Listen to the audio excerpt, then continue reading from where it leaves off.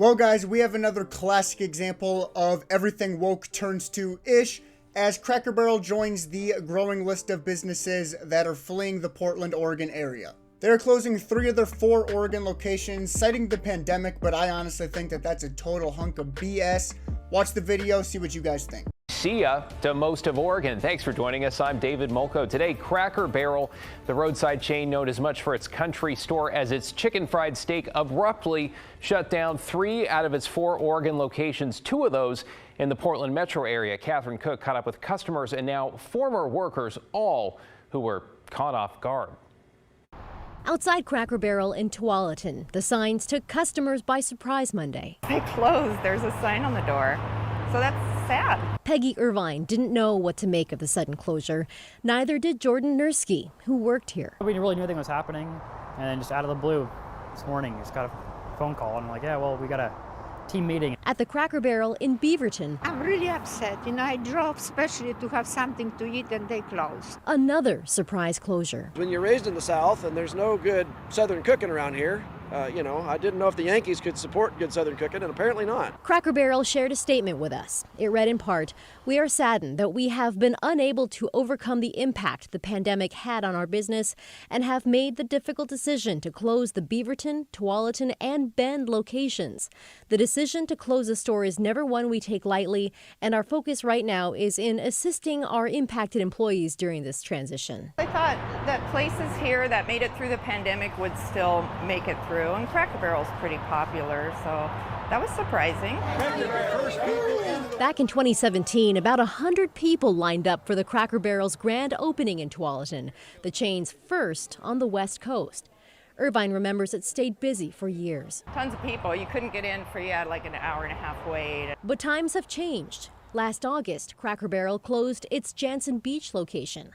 At the time, employees told us it was due to security issues. There's a lot of theft, people on drugs. And restaurants in general have struggled. It's a tough industry, big time. As you saw in the video, they are citing the pandemic as the reason for the closing, when everyone knows that it's actually due to the rising crime and lawlessness that Portland, Oregon is known for at this point. Obviously, the pandemic gave them a pretty convenient excuse, but it just does not account for the hundreds of other corporations, businesses, and residents that are fleeing Portland, citing the decrease in quality of life due to the rising crime. We have seen over and over our Democratic leaders and politicians refusing to clean up the streets and make our cities a safe place again. And Portland is one of the worst examples of that. I remember this being a little crown jewel of the West Coast. The City of Roses, a little funky, a little weird, artsy, one of the best food scenes in the world. That's gone. Portland is a hollowed out shell of what it used to be. Businesses are fleeing and people are leaving for greener pastures. If you make over $250,000, you're one of the most heavily taxed people in the country. For what? I mean, I think people are looking around and wondering what services they're getting in return when they see lawlessness, crime, and decay. Public safety is failing in Multnomah County, and that's not a shocking statement. It's a complete disaster.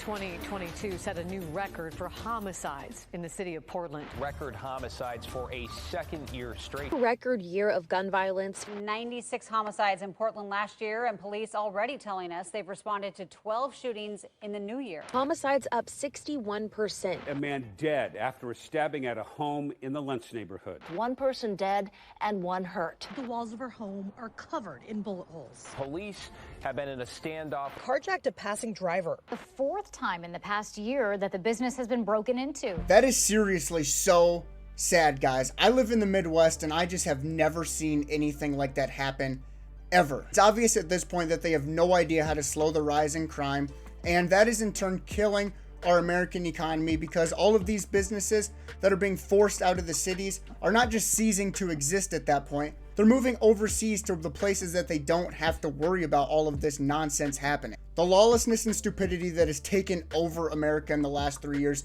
is seriously going to be detrimental to the economic growth in the future. The United States just simply isn't the booming nation that it used to be, and it's so sad to see so many businesses be forced out of the cities that used to be so prosperous. That is all I got for you today, guys. If you enjoyed the video, please hit that like and subscribe button. Peace.